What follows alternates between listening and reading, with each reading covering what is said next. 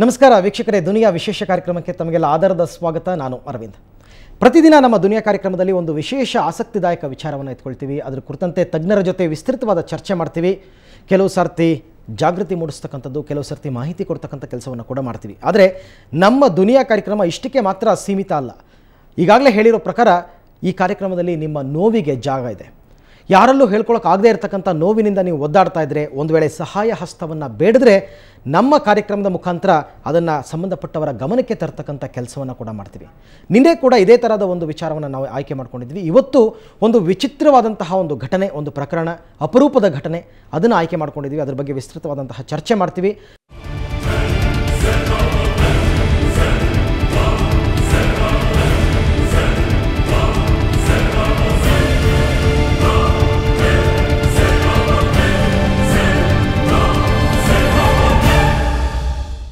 ಮಕ್ಕಳಿಲ್ಲ ಅಂತ ಕೊರಗ್ತಾ ಇದ್ದ ದಂಪತಿಗೆ ದೇವರು ಮಗುವನ್ನೇನೋ ಕೊಟ್ಟ. ಆದರೆ ಎಂಥ ಮಗು ಕೊಟ್ಟ? ಆ ಮಗು ಗಂಡು ಅಥವಾ ಹೆಣ್ಣು ಅಂತ ಹೇಳ್ಕೊಳ್ಳೋದಕ್ಕೆ ಕೂಡ ಆಗದೇ ಇರೋಂತಹ ಸ್ಥಿತಿಗೆ ತಂದಿಟ್ಬಿಟ್ಟ. ಇದು ನಡೆದಿರ್ತಕ್ಕಂಥದ್ದು ಬಳ್ಳಾರಿಯಲ್ಲಿ. ಇದ್ರ ಕುರಿತಂತೆ ಇವತ್ತಿನ ಚರ್ಚೆ. ಇದೇ ಇವತ್ತಿನ ವಿಶೇಷ ಹುಡುಗನ ಹುಡುಗಿನ.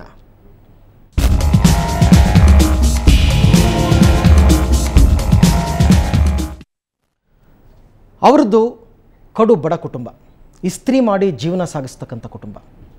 ಆದರೆ ದೇವರು ಇವರ ಜೀವನದಲ್ಲಿ ಎಂಥ ಆಟ ಆಡ್ಬಿಟ್ಟ ಅಂತಂದರೆ, ಒಂದು ಮಗುವನ್ನು ಕೊಟ್ಟ. ಆ ಮಗು ಗಂಡು ಅಲ್ಲ, ಹೆಣ್ಣು ಅಲ್ಲ, ಅಥವಾ ಗಂಡು ಹೌದು ಹೆಣ್ಣು ಹೌದು ಅನ್ಬೋದು.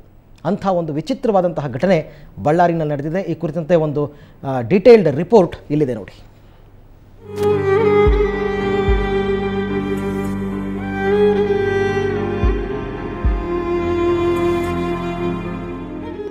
ಪಿಳಿ ಪಿಳಿ ಕಣ್ಣು ಬಿಡ್ತಿರೋ ಈ ಮಗುವನ್ನ ಒಮ್ಮೆ ನೋಡಿ, ಎಷ್ಟು ಮುದ್ದಾಗಿದೆ ಅಲ್ವಾ. ಈ ಕಂದಮ್ಮನಿಗೆ ಇನ್ನೂ 9 ತಿಂಗಳು.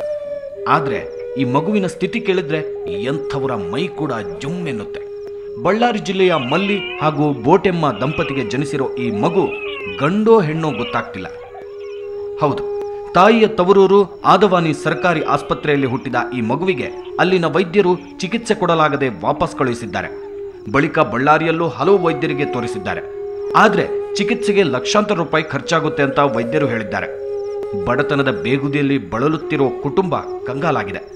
9 ತಿಂಗಳು ಕೂಸು, ಆದರೆ ನಮಗೆ ದುಡ್ಡು ಇಲ್ಲ. ನಾವು 9 ತಿಂಗಳು ಆದನೇ ಡೆಲಿವರಿ ಆಯ್ತು. ಹೆಣ್ಣು ಮಗ ಅಲ್ಲಿ ಏನು ಹೇಳಿಲ್ಲ, ಹೆಣ್ಣು ಮಗ ಮಗ ಗೊತ್ತಿಲ್ಲ, ಮಾಮೂಲು ಗಂಡು ಮಗ ಅಂತ ನಾವು ಅಂದ್ಕೊಂಡಿದ್ವಿ ಫಸ್ಟು. ಆದರೆ ಇಲ್ಲಿ ಬಳ್ಳಾರಿ ಬಂದಾಗ ಇಲ್ಲ, ಹೆಣ್ಣು ಹುಡುಗಿ ಅಂತ ಇದ್ದಾರೆ. ಆದರೆ ನಮ್ಮದು ಪರಿಸ್ಥಿತಿ 8,000 ರೂಪಾಯಿ 10,000 ರೂಪಾಯಿ ಎಲ್ಲ ದುಡ್ಡು ಖರ್ಚಾಗ್ಯಾವ. ವೈದ್ಯರ ಪ್ರಕಾರ ಇಂತಹ ಮಗು ಜನಿಸೋದು ಅಪರೂಪ. ಆದರೆ ಜೆನೆಟಿಕ್ ಜೀನ್ಸ್ ಕೌನ್ಸಿಲಿಂಗ್ ಮಾಡಬೇಕು, ಆಗ ಮಗುವಿನ ಲಿಂಗ ಗೊತ್ತಾಗುತ್ತದೆ ಅಂತ ವೈದ್ಯರು ತಿಳಿಸಿದ್ದಾರೆ. ಆದರೆ ಕೌನ್ಸಿಲಿಂಗ್ ಮಾಡೋಕೆ ಬೇಕಾದ ಕನಿಷ್ಠ ಹಣ ಕೂಡ ಇವರಲ್ಲಿ ಇಲ್ಲ. ಗಂಡ ಹೆಣ್ಣು ಅಂತ ಹೇಳಿಲ್ಲ ನಮಗೆ. ನಾವು ಇಲ್ಲಿ ಬಂದು ಬಳ್ಳಾರಿ ಬಂದರೆ ನಮ್ಮ ಕೈಲಿ ದುಡ್ಡು ಇಲ್ಲ ನೋಡ್ಸಕ. ನಾವು ಗಂಡ ಅನ್ಕೊಂಡು ಸುಮ್ಮನೆ ಇದ್ವಿ. ಇಲ್ಲಿ ದುಡ್ಡು ನಮ್ಮ ತಕ ಎಷ್ಟು ಇಲ್ಲ ನೋಡ್ಸಕ. ಅದೇನು ಇದು ಅಡ್ಮಿಂಟ್ ಆಗಿ ಹಿಂದಕ್ಕೆ ಬಂದ್ವಿ, ರೊಕ್ಕ ಇಲ್ಲ ಅಂತ. ಬರಗಾಲಕ್ಕೆ ಅಧಿಕ ಮಾಸವೆನ್ನುವಂತೆ ಈ ಬಡ ಕುಟುಂಬಕ್ಕೆ ಮೊದಲ ಮಗು ಹುಟ್ಟಿದೆ. ಆದರೆ ಕುಟುಂಬದಲ್ಲಿ ಸಂತೋಷವಿಲ್ಲ. ಇನ್ನಾದರೂ ಚಿಕಿತ್ಸೆಗೆ ದಾನಿಗಳು ನೆರವಾಗ್ತಾರೆ ಅನ್ನೋ ನಿರೀಕ್ಷೆಯಲ್ಲಿದ್ದಾರೆ ಈ ದಂಪತಿ. ಕ್ಯಾಮ್ರಾಮನ್ ಶ್ರೀನಿವಾಸ್ ಜೊತೆ ನರಸಿಂಹಮೂರ್ತಿ ಕುಲಕರ್ಣಿ, ಸುವರ್ಣ ನ್ಯೂಸ್ 24/7 ಬಳ್ಳಾರಿ. ಸೊ ಮಲ್ಲಿ ಹಾಗೂ ಬೋಟೆಮ್ಮ ದಂಪತಿಗೆ ಹುಟ್ಟಿರ್ತಕ್ಕಂಥ ಮಗುವಿನ ದಾರುಣ ಸ್ಥಿತಿಯನ್ನು ನೀವು ಕೂಡ ನೋಡಿದ್ದೀರಾ. ಇನ್ನು ಮುಂದಕ್ಕೆ ಆ ಮಗುವಿನ ಭವಿಷ್ಯ ಏನು? ಆ ಮಗುವಿನಲ್ಲಿ ಇರತಕ್ಕಂಥ ಹೆಣ್ತನವನ್ನು ತೆಗೆದು ಗಂಡನ್ನಾಗಿ ಮಾಡಬಹುದಾ, ಅಥವಾ ಗಂಡತನವನ್ನು ತೆಗೆದು ಹೆಣ್ಣನ್ನಾಗಿ ಪರಿವರ್ತನೆ ಮಾಡಬಹುದಾ? ಇದ್ರ ಬಗ್ಗೆ ನಮ್ಮ ಚರ್ಚೆ. ಮತ್ತು ಈ ಖರ್ಚು ವೆಚ್ಚಗಳೆಲ್ಲ ಎಷ್ಟಾಗುತ್ತೆ, ಇದಕ್ಕೆ ಯಾರಾದರೂ ಈ ದಂಪತಿಗೆ ಸಹಾಯ ಮಾಡೋದಕ್ಕೆ ಮುಂದೆ ಬರ್ತಾರಾ? ಈ ಕುರಿತಂತೆ ಸಾಕಷ್ಟು ವಿವರವಾಗಿ ಚರ್ಚೆ ಮಾಡೋಣ. ಇವತ್ತು ನಮ್ಮ ಜೊತೆ ನಮ್ಮ ಸ್ಟುಡಿಯೋದಲ್ಲಿ ಪಲ್ಸ್ ಮಲ್ಟಿ ಸ್ಪೆಷಾಲಿಟಿ ಆಸ್ಪತ್ರೆಯ ಮಕ್ಕಳ ತಜ್ಞರಾದಂತಹ ಡಾಕ್ಟರ್ ಗೌತಮ್ ಆರ್ ಚೌಧರಿ ಅವರಿದ್ದಾರೆ. ಗೌತಮ್ ಅವರೇ, ತಮಗೆ ಕಾರ್ಯಕ್ರಮಕ್ಕೆ ಸ್ವಾಗತ. ನಮಸ್ಕಾರ. ಹಾಗೆಯೇ ಬಳ್ಳಾರಿಯಿಂದ ಬೋಟೆಮ್ಮ ಹಾಗೂ ಮಲ್ಲಿ ದಂಪತಿಯನ್ನು ಕೂಡ ನಾವು ಸಂಪರ್ಕ ಮಾಡೋದಕ್ಕೆ ಪ್ರಯತ್ನ ಪಡ್ತಾ ಇದ್ದೀವಿ. ಒಂದು ವೇಳೆ ಸಂಪರ್ಕ ಸಿಕ್ಕಿದ್ರೆ ಖಂಡಿತ ಅವ್ರ ಜೊತೆ ನಾವು ಮಾತಾಡೋಣ. ಈಗ ನಮ್ಮ ಚರ್ಚೆನ ಆರಂಭ ಮಾಡೋಣ. ಡಾಕ್ಟ್ರೇ, ಇವಾಗ ನೋಡಿರ್ಬೋದು ಒಂದು ರಿಪೋರ್ಟ್ ನಾವು ತೋರಿಸಿದ್ದು. ಇಂಥ ಮಕ್ಕಳ ಜನನ ಆಗೋದಕ್ಕೆ ಪ್ರಮುಖ ಕಾರಣ ಏನು? ಮೊದಲೇದಾಗಿ ಈ ಥರ ಮಕ್ಕಳು ಅಂದರೆ ಇದಕ್ಕೆ ನಾವೊಂದು ಮೆಡಿಕಲ್ ಟರ್ಮಲ್ಲಿ ಹರ್ಮೋಪ್ರೊಡೈಟ್ ಅಂತೀವಿ. ಹರ್ಮೋಪ್ರೊಡೈಟ್ ಅಂದರೆ ಏನಂದರೆ ಮೇಲ್ ಮತ್ತು ಫೀಮೇಲ್ಸ್ ಎರಡು ಜನನೇಂದ್ರಿಯಗಳು ಈ ಮಕ್ಕಳಲ್ಲಿ ಇರ್ತವೆ. ಓಕೆ. ಇದಕ್ಕೆ ಕಾರಣ ಏನಂದರೆ, ಮೊದಲೇ ಕಾರಣ ಯಾವುದೇ ಒಂದು ಮಗುವಿನ ಈ ಲಿಂಗ ಡಿಟರ್ಮೈನ್ ಮಾಡಬೇಕು ಅಂದರೆ ಫಸ್ಟ್ ನಾವು ಕ್ರೋಮೋಸೋಮ್ಸ್ ಅಂತೀವಿ. ಕ್ರೋಮೋಸೋಮ್ಸ್ ಅಂದರೆ ವರ್ಣತಂತುಗಳು. ಹೌದು. XX ಅಥವಾ XY. XX ಅಂದರೆ ಫೀಮೇಲ್, XY ಅಂದರೆ ಮೇಲ್, XY ಅಂದರೆ ಮೇಲ್. ಹೌದು. ಇದ್ರ ಮೇಲೆ ನಮ್ಮ ಲಿಂಗನ ನಾವು ಗುರುತಿಸ್ಕೊಳ್ತೀವಿ. ಹೌದು.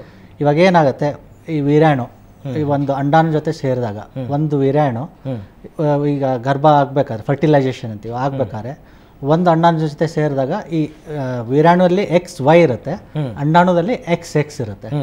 ಇದೆರಡು ಸೇರಿದಾಗ ಇದರಲ್ಲಿ ವೀರ್ಯಾಣುನಲ್ಲಿ Y ಅನ್ನೋ ಅಂಶ ಅಲ್ಲಿ ಹೋದರೆ XY ಅಂದರೆ ಗಂಡು ಅಂತ ನಿರ್ಧಾರ ಆಗುತ್ತೆ, ಅಥವಾ X ಬಂದರೆ ಅದು ಹೆಣ್ಣು ಅಂತ ನಿರ್ಧಾರ ಆಗುತ್ತೆ.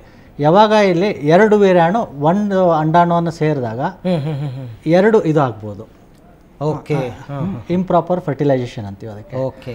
ಅವಾಗ ಏನಾಗುತ್ತೆ, ಇದನ್ನು ಇದು ಅನಾಟಮಿಕಲ್ ಡಿಫೆಕ್ಟ್ಸ್ ಆಗ್ಬೋದು. ಅಂದರೆ ಜನನೇಂದ್ರಿಯಗಳು ಎರಡು ಥರನೇ ಇರ್ಬೋದು, ಮೇಲ್ ಅಥವಾ ಫಿಮೇಲ್ ಥರ ಇರ್ಬೋದು, ಅಥವಾ ಏನಾಗುತ್ತೆ ಈ ದೈಹಿಕವಾಗಿ ಫಿಮೇಲ್ ಥರ ಇರ್ಬೋದು, ಆದರೆ ಒಳಗಡೆಯಿಂದ ಮೇಲ್ ಥರ ಇರ್ಬೋದು, ವೈಸ್ ವರ್ಷ ಅಂದರೆ ಎರಡು ಥರನೂ ಆಗ್ಬೋದು. ಅಂದರೆ ಏನಂದರೆ ಇವಾಗ ಒಂದು ಈಗ ಹರ್ಮೋಪ್ರೈಡ್ಸಲ್ಲಿ ಎರಡು ಥರ ಇರುತ್ತೆ. ಅದಕ್ಕಿಂತ ಮುಂಚೆ ಒಂದು ನಾನು ಇದು ಏನಕ್ಕಾಗುತ್ತೆ ಅಂತ ಕಾರಣ ಹೇಳ್ಬಿಡ್ತೀನಿ, ಬರ್ತ್ ಡಿಫೆಕ್ಟ್ಸ್ ಯಾವ ಥರ ಆಗುತ್ತೆ ಅಂತ. ಈಗ ನಾನು ಹೇಳಿದೆ ನಿಮಗೆ XX ಮತ್ತು XY ಕ್ರೋಮೋಸೋಮ್ಸ್ ಬಗ್ಗೆ ಹೇಳಿದೆ. ಹೌದು.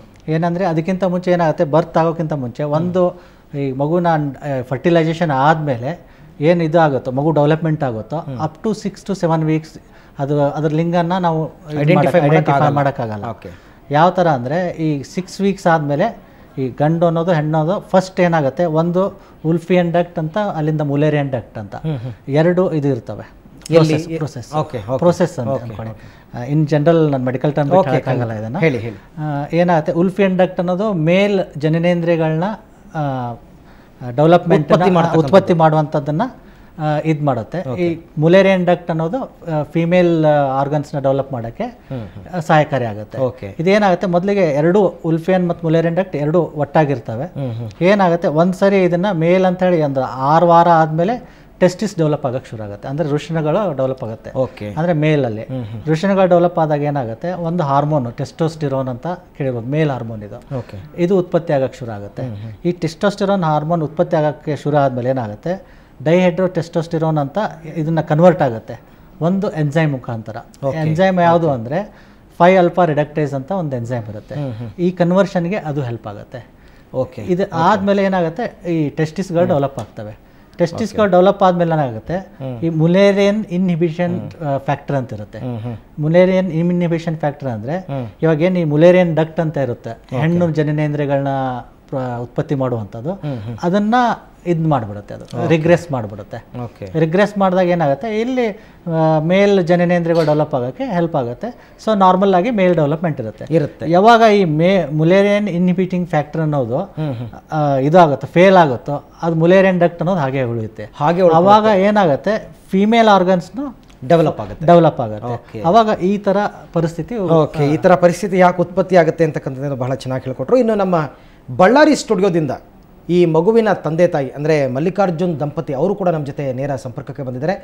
ಮಲ್ಲಿಕಾರ್ಜುನ್, ನನ್ನ ಧ್ವನಿ ನಿಮಗೆ ಕೇಳ್ತಾ ಇದ್ದರೆ, ಈ ನಿಮ್ಮ ಪತ್ನಿ ಗರ್ಭಿಣಿಯಾಗಿದ್ದಾಗ ನೀವು ಸ್ಕ್ಯಾನಿಂಗ್ ಅಂತ ಏನು ಮಾಡಿಸಿರ್ಲಿಲ್ವಾ? ಇಲ್ಲ ಸರ್, ಅಂಥದ್ದು ಸ್ಕ್ಯಾನಿಂಗ್ ಏನು ಮಾಡಿಸಿಲ್ಲ. ಅವಾಗ ನಿಮಗೆ ಡಾಕ್ಟ್ರು ನಿಮಗೆ ಏನು ಹೇಳಲಿಲ್ವಾ, ಈ ಥರ ಏನಾದ್ರು ಆಗಬಹುದು ಅಂತ ಏನು ಗೊತ್ತಿರಲಿಲ್ವಾ? ಇಲ್ಲ ಸರ್, ಗೊತ್ತಿಲ್ಲ, ಅದೇನು ಗೊತ್ತಿಲ್ಲ.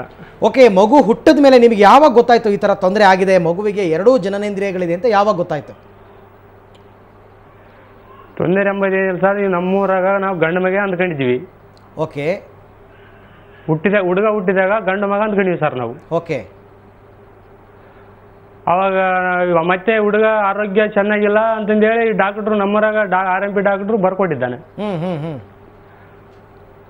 ಆದನಿಗೆ ಹೋಗ್ರಂತ ಬರ್ಕೊಟ್ಟಿದ್ದಾನೆ ಸರ್. ಓಕೆ. ಆದನಿಗೆ ಹೋಗಿ ಅಲ್ಲಿ ನೋಡಿದ್ರೆ ಹುಡುಗ ಆರಾಮಿಲ್ಲ, ಅದು ಚುಕ್ಕಲ್ ಮಂದು ಅವು ಇವು ಹಾಕ್ರೆ ಬೇಸಾಗತ್ತೆ ಅಂತಂದೇಳಿ ತಿರುಚಾರ. ಒಂದು 15 ದಿನ ಬಿಟ್ಟು ಬರ್ರಿ, ತಿಂಗಳು ಬಿಟ್ಟು ಬರ್ರಿ ಅಂತದ್ದ ಡಾಕ್ಟ್ರು. ಸರಿ. ಅವಾಗ ಇದ್ರೆ ಎಲ್ಲ ಒಂದು 6 ಸೈಟ್ಲಿ ಹೋಯ್ತೀವಿ ಸರ್, ಒಂದು 8-10 ಸಾವಿರ ರೂಪಾಯಿ ದುಡ್ಡು ಕಳ್ಕೊಂಡ್ವಿ ಸರ್ ಅಲ್ಲಿ.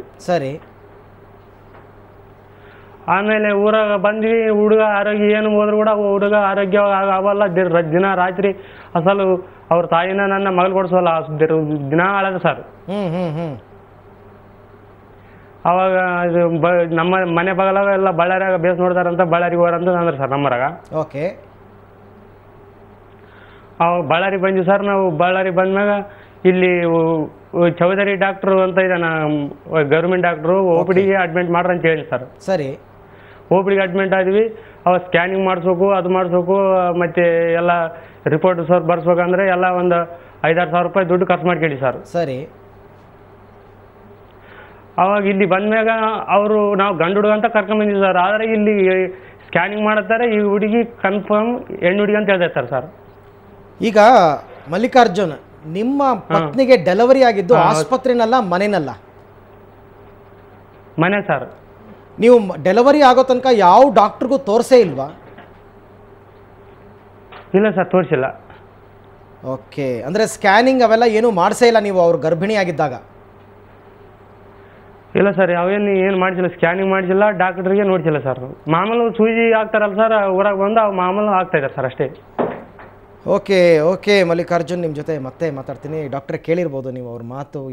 ಅವರು ಗರ್ಭಿಣಿ ಆದಾಗಿಂದ ಅವ್ರು ಒಂದು ಸರ್ತಿನೂ ವೈದ್ಯರ ಕನ್ಸಲ್ಟೇಷನ್ ಮಾಡೇ ಇಲ್ಲ, ಒಂದು ಸರ್ತಿನೂ ಸ್ಕ್ಯಾನಿಂಗ್ ಮಾಡಿಸಿಲ್ಲ. ಬಹುತೇಕ ಇದೇ ಕಾರಣ ಇರಬಹುದಾ ಅಂತ ಅನ್ನಿಸ್ತಾ ಇರ್ತಕ್ಕಂಥದ್ದು. ಇರಲಿ, ಇದ್ರ ಬಗ್ಗೆ ಮತ್ತಷ್ಟು ಮಾತಾಡ್ತೀನಿ. ಅದಕ್ಕೂ ಮುನ್ನ ಒಂದು ಪುಟ್ಟ ಬ್ರೇಕ್.